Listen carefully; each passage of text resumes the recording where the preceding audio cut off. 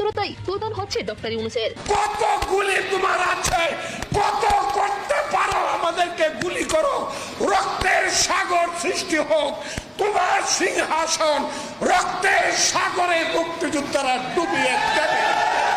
হয়তো আসলে রাষ্ট্র চালানেন না, হয়তো ঘুষখোর, টাকা গুনতে পারবো, আর কিছুই পারবো না। দরজার তালা ভেঙে 20,000 টাকা নিয়ে গেছে। কার কাছে বিচার দিব? দেশে তো আইনি নেই।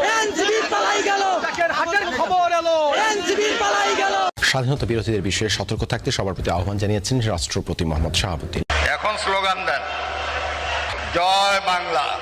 বলেন বলেন জয় বাংলা,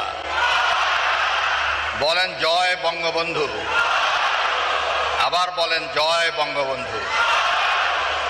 বসেন। রাষ্ট্রপতি বলেন, যারা এদেশের স্বাধীনতার বিরোধিতা করেছে তারা যেন আর কখনোই রাষ্ট্র ক্ষমতায় আসতে না পারে, সেজন্য সবাইকে সতর্ক থাকতে হবে। দেশ সংস্কারের নামে নিজেদের গভীর ষড়যন্ত্র বাস্তবায়নের লক্ষ্যে তারা ধাবিত হয়েছে বলে জানিয়েছেন সাধারণ ছাত্র সমাজ। এনসিপির গাড়িবহর মাঝ রাস্তায় আটকে দিয়েছে তারা। হাজার হাজার মানুষ লাঠিসোঁটা হাতে জয় বাংলা স্লোগান দিয়ে জড়ো হচ্ছে, এমনকি রাস্তা আটকে দিয়ে চরম হুঁশিয়ারি দিচ্ছে ছাত্রলীগের নেতাকর্মীরা। গোপালগঞ্জ সদরের উলপুরে পুলিশের গাড়িতে হামলা ভাঙচুর চালানোর পর আগুন দেওয়া হয়েছে। এতে আহত হয়েছেন কয়েকজন পুলিশ সদস্য।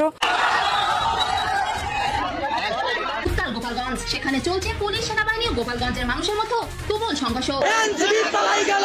হাটের খবর এলো, এনসিপির পালাই গেল, গোপালগঞ্জের খবর এলো, এনসিপির পালাই গেল, হাটের খবর এলো, এনসিপির পালাই গেল। গোপালগঞ্জে শেখ হাসিনার আওয়ামী লীগের আপনারা যে ফিটনেস দেখলেন না, এই ফিটনেস সারা দেশে ওদের